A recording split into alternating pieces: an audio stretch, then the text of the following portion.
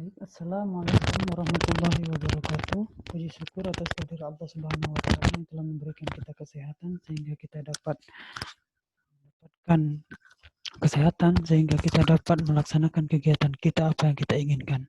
Salawat beriring salam tak lupa kita sanjung sajikan keharibaan Nabi besar Muhammad sallallahu alaihi wasallam yang telah membawa umat manusia dari alam kebodohan kepada alam yang berilmu pengetahuan seperti yang sudah kita rasakan pada saat sekarang ini. Yang saya hormati Bapak Profesor Dr. Reynaldi Idrus, SSI, selaku dosen pengampu untuk mata kuliah kromatografi lanjut. Yang saya cintai teman-teman sekalian yang menonton video ini.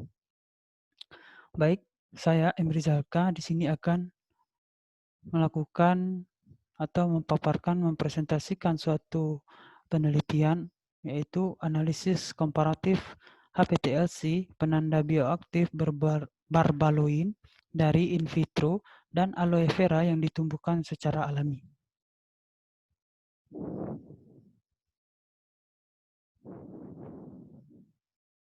Oke, next.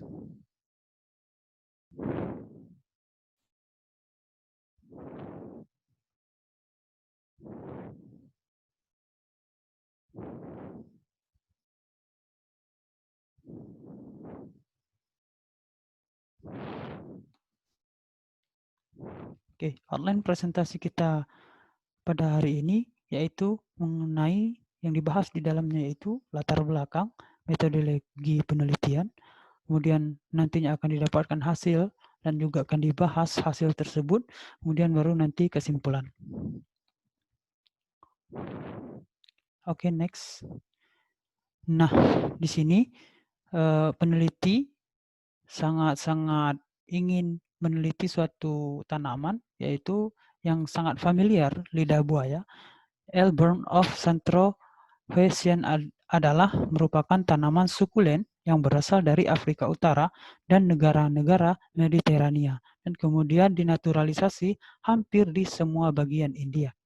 Jadi aloe vera ini digunakan sebagai anti kanker, penyembuhan luka, imunomodulator, antivirus, antiinflamasi, kemudian ada juga pelindung gigi, antiseptik, dan lain sebagainya. Nah, di dalam lidah buaya tersebut terkandung beberapa senyawa, namun di sini peneliti tertarik untuk meneliti yaitu senyawa barbaloin dilaporkan untuk penghambatan pelepasan histamidin, antiinflamasi, antivirus, antimikroba, anti kanker, antioksidan, dan efek katarsis lainnya. Nah, di sini seperti yang sudah kita ketahui, banyak di antara bahan-bahan seperti hand sanitizer itu terkandung juga lidah buaya. Nah, di situ juga manfaatnya adalah agar si tangan yang sudah dipakai hand sanitizer itu tidak kering akibat oleh alkohol yang 70% tadi. Nah, di sini selain barbaloin, bahan utama lain yang ada di dalam aloe vera disebut juga ada di gel daun, kemudian zatnya itu sudah jelas ya, tidak berwarna dan tidak berasa, yang digunakan untuk komersial dan obat-obatan, makanan, fungsional, dan kosmetik. Seperti yang sudah saya jelaskan tadi. Oke, selanjutnya barbaloin juga bernama aloin, ya biasa dikenal dengan aloin.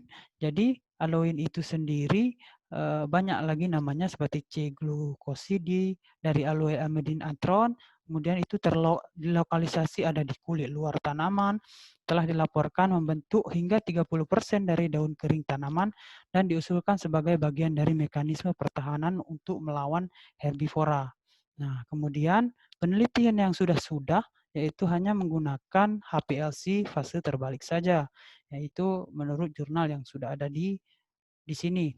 Nah, namun di sini peneliti ingin lagi mengembangkan suatu penelitian itu dengan upaya melakukan atau mengukur barbaloin itu sendiri secara komparatif pada populasi aloe vera secara alami, nanti akan disandingkan atau dibandingkan dengan yang in vitro. Begitu. Oke, metode penelitian di sini adalah pertama-tama peneliti juga membawa sampel dari berbagai daerah, yaitu aloe vera diambil dari Jalandhar, Varanasi, dan leuchnon serta tanaman dan bubaneswar. Nah, daerah-daerah tersebut ada di bagian India.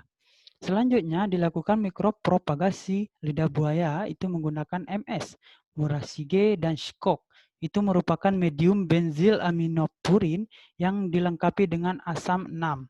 Jadi disingkat dengan BAP sebanyak 0,5 sampai 2 mg per liter dan 1 neptalenestik atau disingkat dengan nanti NAA sebanyak 0,1 sampai 1 mg per liter.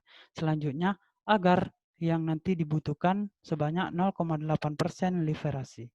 Kemudian kulit daun kering dari aloe vera itu nanti juga akan dimixer, yaitu dihaluskan hingga nanti berbentuk bubuk yang nantinya masing-masing 0,1 gram dari tanaman tersebut, yaitu yang dari in situ dan dari in vitro akan ditimbang. Nah, selanjutnya sistem yang digunakan yaitu sistem HPTLC yang diadaptasi dari camak, yaitu dari daerah Swiss.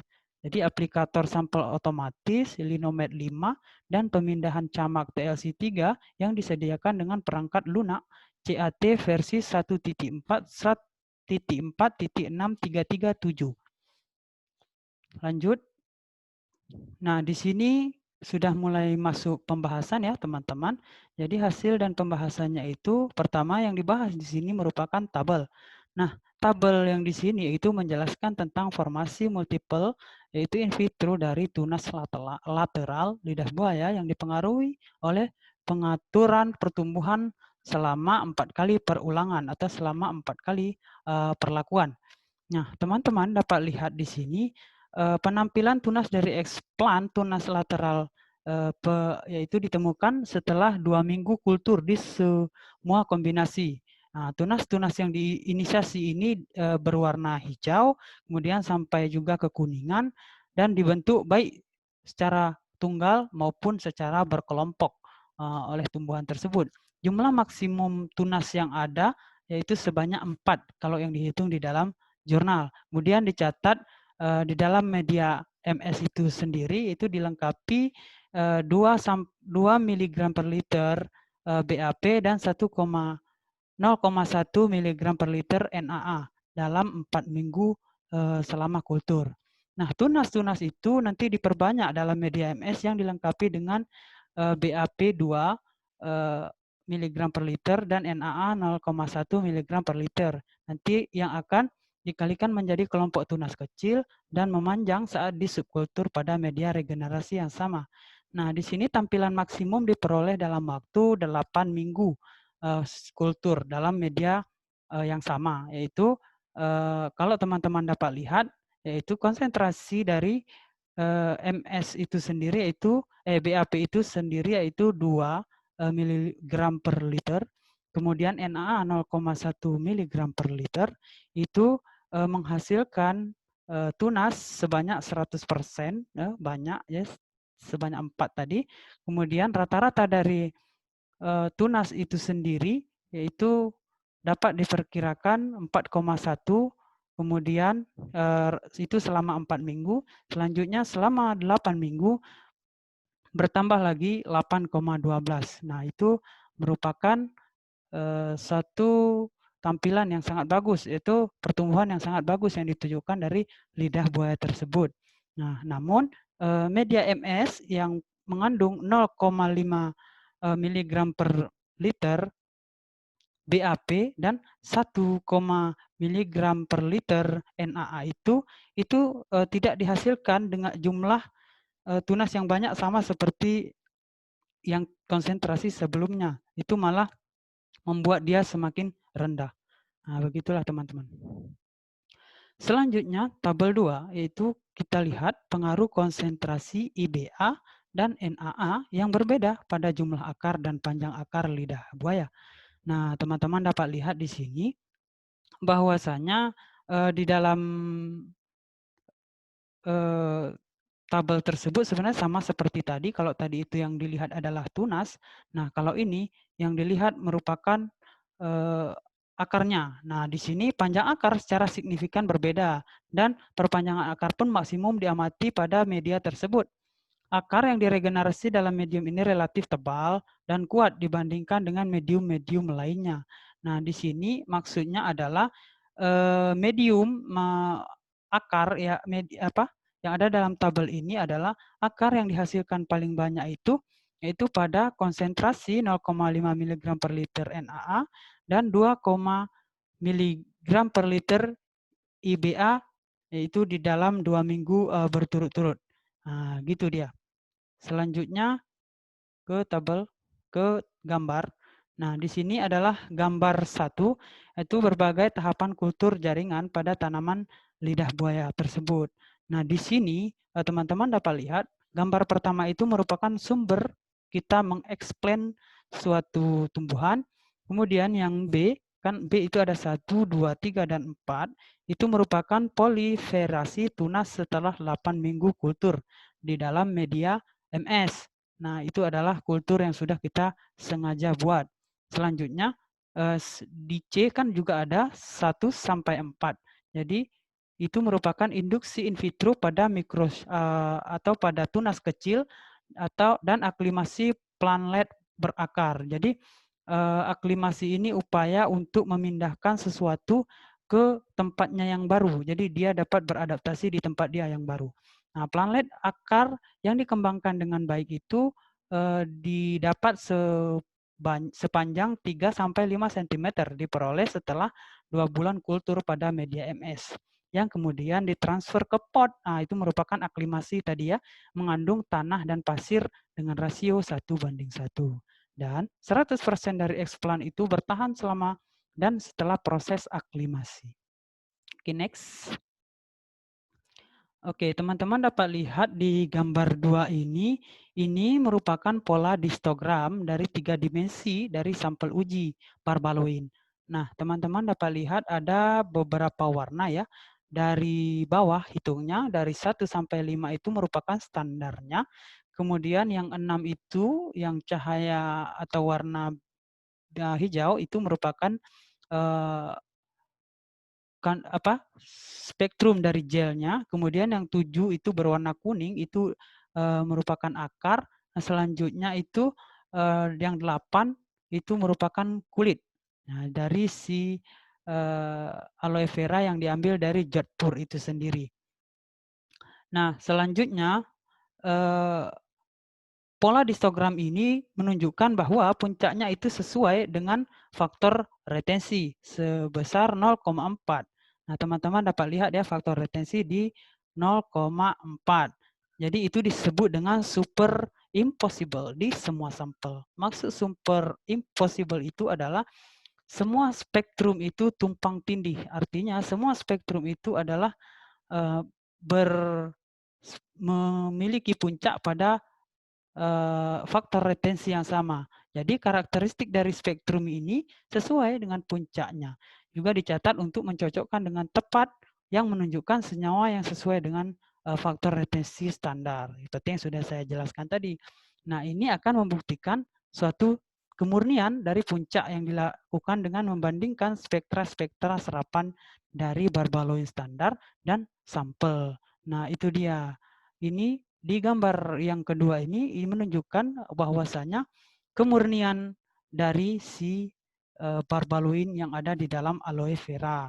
Nah, selanjutnya kromatogram itu berbagai cara telah dilakukan, yaitu dengan in vitro.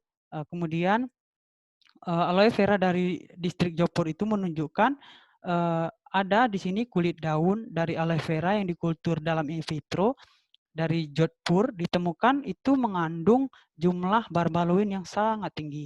Jadi barbaloin di dalam jurnal menjelaskan 2,78%, diikuti oleh sampel kulit daun tumbuh tumbuh yang di in situ atau secara alami dari distrik yang sama 2,46%.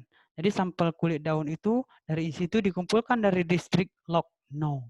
Ditemukan mengandung jumlah minimal barbaloin itu 2,15%. Oke, next. Selanjutnya ini merupakan overlay spektra dari barbaloin.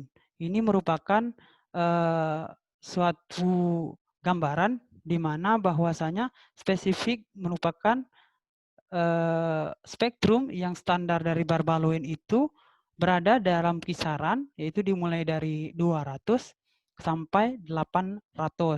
Nah, namun di sini diketahui puncaknya itu ada pada 3602. Nah, menunjukkan dari spektrum-spektrum tersebut bahwasanya tidak ada gangguan dari konstituen tanaman-tanaman lainnya. Nah, itu dia artinya ya. Oke, next. Selanjutnya kita lihat adalah kurva kalibrasi. Nah, kurva kalibrasi di sini kalau dilihat itu merupakan yang sangat linier, jadi yang menandakan koefisien korelasi untuk kurva kalibrasi ini dapat kita lihat ya, dari 0,3 sampai 1,5 itu ditemukan 0,998 gram barbaloin. Selanjutnya pada tabel 3. Jadi ini merupakan metode validasi parameter untuk kuantifikasi dari barbaloin. Seperti yang sudah ditentukan tadi, faktor retensinya 0,4, kemudian linearitasnya itu 300 sampai 1500. Kemudian rumus regresinya itu ada di situ. Kemudian juga diatur LOD dan LOQ. Itu ditentukan nantinya ada dijelaskan di dalam tabel ini bahwasanya dengan menggunakan persamaan LOD sama dengan 3 dikali N dibagi B. Sedangkan LOQ itu 10 dikali N dibagi B. Di mana N adalah sumber atau N adalah standar deviasi dari area puncak. Sedangkan yang N itu merupakan banyaknya perlakuan, kemudian diambil sebagai ukuran kebisingan. Nah, kemudian yang B adalah kemiringan dari plot kalibrasi yang sesuai. Nah, kalau kita dapat dari kalibrasi kita itu, dia tidak miring, tapi dia linear, lurus, jadi memotong, garis memotong. Begitu kira-kira. Oke, lanjut. Di sini juga didapat standar deviasinya sebesar 5,36, kemudian koefisien korelasi 0,99. Oke, lanjut. Kemudian di sini menjelaskan di tabel 4 ini merupakan studi presisi intra dan antar hari atau presisi menengah ya dari kuantifikasi barbaloin ini sendiri. Jadi pengulangan dari presisi pengulangan dan presisi pemulihan di sini dapat dilihat bahwasanya diperkirakan dengan mengukur variasi intrahari dan antar hari. Jadi sedikit variasi intrahari dan antar hari itu dicatat pada tabel-tabel tersebut. Jadi kalau teman-teman dapat lihat senyawa barbaloin dengan konsentrasi 0,5 pada intrahari itu sebanyak 1,34, kemudian di antar hari itu 1,45. Nah, yang paling tertinggi di sini dapat kita lihat ada di konsentrasi 1 nanogram. Jadi di intraday itu dia 1,65, kemudian di interday-nya itu malah 1,23. Jadi setiap konsentrasi dari barbaloin itu berpengaruh pada setiap presisi menengah yang telah kita buat perlakuan. Jadi spesifikasi metode ini dihitung sangat-sangat bagus untuk kandungan dari barbaloinnya. Oke, selanjutnya ini adalah di tabel, oh ya saya lupa tadi, di tabel 4 itu juga merupakan sebuah pengukuran di mana pengukuran barbaloin itu sendiri yang nantinya dapat dilihat bahwasanya memiliki kuantifikasi yang sangat bagus. Oke, lanjut di tabel nomor 5 ini yaitu yang dipelajari di sini adalah untuk pemulihan barbaloin dengan metode HPTLC yang diusulkan. Nah, jadi teman-teman dapat lihat bahwasanya di tabel 6 ini ya ada beberapa komponen yaitu senyawa dari barbaloin itu sendiri, itu ada beberapa presentasi atau yang dapat ditunjukkan dari barbaloin itu sendiri. Nah, di sini teman-teman dapat lihat bahwasanya di tabel 5 ini ada sebanyak recovery yang didapat itu ada pada konsentrasi dari barbaloin 27,8 itu pada 99,72. Jadi itu merupakan yang paling tertingginya di dalam pemulihan. Yang artinya si barbaloin ini sendiri sangat bagus ketika dilakukan metode HPTLC yang diusulkan. Nah, begitu. Menurut RSD yang sudah ditentukan, yaitu 3 kali. Selanjutnya, di tabel 6, itu adalah kandungan barbaloin sebagai populasi di berbagai populasi, baik itu in situ secara alami dan in vitro secara itu tadi kultur jaringan. Nah, di sini ada banyak sekali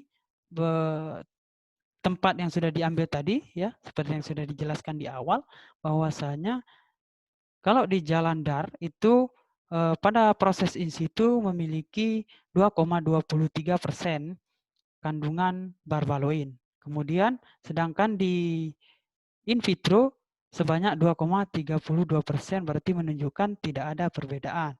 Selanjutnya di Jodhpur, Rajasthan itu ada 2,46 pada proses in situ dan 2,78 di proses in vitro, yang artinya ada perubahan.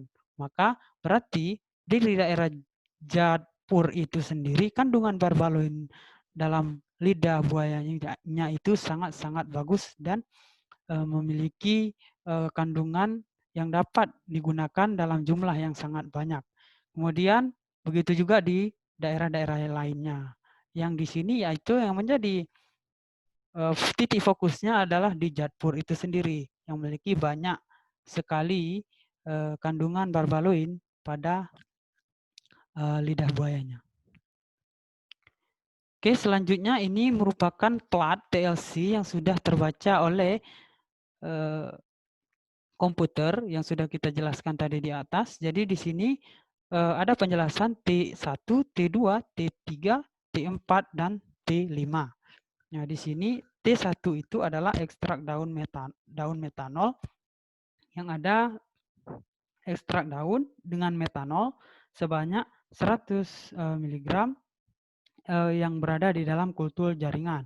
Kemudian T2 itu merupakan standar dari barbaloin. Selanjutnya T3 itu adalah ekstrak daun dari lidah buaya dicampur dengan metanol. Kemudian sebanyak juga yang sama 100. Kemudian itu diambil dari lidah buaya yang tumbuh secara alami. Nah, yang T4 itu merupakan standar dari barbaloin. Nah, sedangkan T5 itu adalah ekstrak gel atau isi dari lidah buaya itu sendiri. Nah, kalau kita lihat ya, T1 dan T2 itu memiliki waktu yang sangat-sangat bagus, jumlah yang sangat-sangat banyak kandungan barbaloin yang ada di dalamnya, T1 dan T2.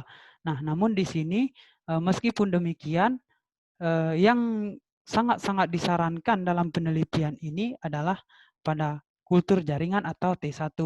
Mengapa demikian? Yang pertama, jika kita menggunakan kultur jaringan, berarti kita juga bisa melakukan pengembangbiakan kepada tumbuhan itu sendiri, namun kita tidak menghancurkan populasinya. Yaitu kita tidak menebang semuanya, tapi kita hanya mengambil sedikit yang kemudian nanti kita akan kulturkan di dalam sebuah wadah seperti yang kita lakukan dalam penelitian ini.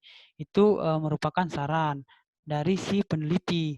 Kenapa demikian? Ya seperti tadi, yaitu memiliki efisiensi dan tingkat penumbuhan yang sangat-sangat tinggi. Namun ada juga kelemahan dari kultur jaringan in vitro itu sendiri, yaitu kenapa? Yaitu di dalam pengerjaannya itu pertama ya ribet, kemudian yang kedua itu juga sangat mahal karena dia menggunakan media seperti MS tadi. Begitu teman-teman. Oke, lanjut. Nah, ini kesimpulan. Kesimpulan di sini yaitu sebelum ke kesimpulan, saya ingin menjelaskan beberapa hal juga, yaitu di mana sejumlah faktor seperti genotip, media kultur yang termasuk dalam PGR dan kombinasinya itu lingkungan fisik dan tahap perkembangan dari X-plant ini itu mempengaruhi regenerasi dari baik itu tunas maupun akar dari X-plant dari kultur jaringan. Nah, apalagi itu in vitro regenerasinya itu langsung mendapatkan tunas yang efektif. Ini komponen penting untuk menghasilkan tanaman dari bahan elit untuk menghindari pembentukan somaklon. Ya, jadi dalam penelitian ini BAP dan NAA itu dipilih untuk meregenerasi multi aplikasi dari tunas itu sendiri karena ini dilaporkan di antara PGR yang paling sering digunakan organogenesis dari tunas-tunasnya. Nah, di sini kombinasi BAP dan NNA tercatat penting dalam meregenerasi si tunas dari aloe vera itu sendiri. Nah, menurut Clauduri dan Mukundu, itu media terbaik untuk induksi dalam sebuah aloe vera itu sendiri adalah media MS yang dilengkapi dengan 10 mg per liter BAP dan 160 mg per liter adenin sulfat dan 0,1 mg 1 IBA. Namun ini berbeda dengan hasil yang diperoleh di dalam penelitian si jurnal ini, yaitu karena ketika BAP pada konsentrasi yang lebih tinggi dan kombinasinya dengan NAA itu ditambah, itu dapat mengurangi produksi dari tunasnya. Nah, itu yang didapat dalam penelitian ini. Berbeda dengan literatur sebelumnya. Nah, studi lain itu menunjukkan bahwa BAP itu lebih efisien daripada NAA untuk proliferasi pucuk pada aloe vera.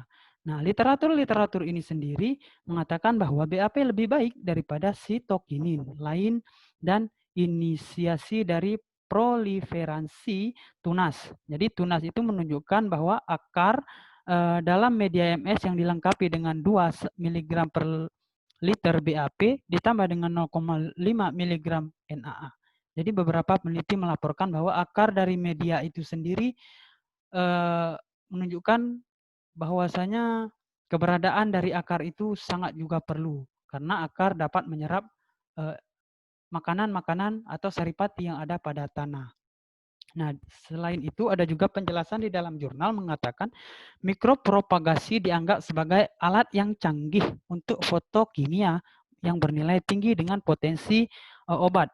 Jadi regulator pertumbuhan yang digunakan secara in vitro itu ditemukan untuk meningkatkan beberapa aktivitas biologi dan memodulisasi konten fitokimia dalam planlet kultur jaringan yang sebaliknya berbeda.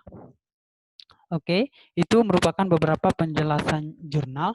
Jadi kesimpulannya adalah dalam penelitian ini menggunakan metode HPLC untuk memisahkan dan menghitung barbaloin dalam daun aloe vera dari proses in vitro dan ditumbuh kembangkan secara alami. Jadi hasilnya itu menunjukkan peningkatan produksi metabolik sekunder dari hasil kultur jaringan. Selanjutnya, konsentrasi IBA dan NAA itu berpengaruh seperti tadi yang sudah dijelaskan dalam jurnal sebelum-sebelumnya. Itu berpengaruh untuk pertumbuhan baik itu akar, tunas maupun daun dari si aloe veranya. Selanjutnya, kandungan barbaloin terbanyak ditemukan pada kultur jaringan dengan cara in vitro sebanyak 2,78. Nah, in vitro di dalam in vitro propagasi juga berfungsi sebagai alat yang berharga untuk propagasi menghindari eksploitasi berlebihan pada populasi alami dan untuk menerapkan pendekatan berbasis bioteknologi. Itu merupakan kesimpulan dari jurnal ini sendiri dan beberapa kesimpulan dari saya. Nah, referensinya yaitu penelitian ini dilakukan oleh Pande Devendra Kumar dan kawan-kawan itu dengan judul Cooperative HPLC Analysis of Bioactive Marker Barbaloin from in vitro and Naturally Grow Aloe Vera. Jadi jurnal ini dicetak oleh Brasilia Journal of Pharmacognosy dengan nomor jurnal 26 pada tahun 2016 dengan jumlah halaman 161 sampai 167. Sekian dan terima kasih yang dapat saya jelaskan. Lebih dan kurangnya saya mohon maaf. Yang benar datangnya dari Allah, yang salah datangnya dari pribadi dan ilmu saya sendiri. Saya tutup dengan doa. Wabillahi taufiq wal hidayah. Wassalamualaikum warahmatullahi wabarakatuh.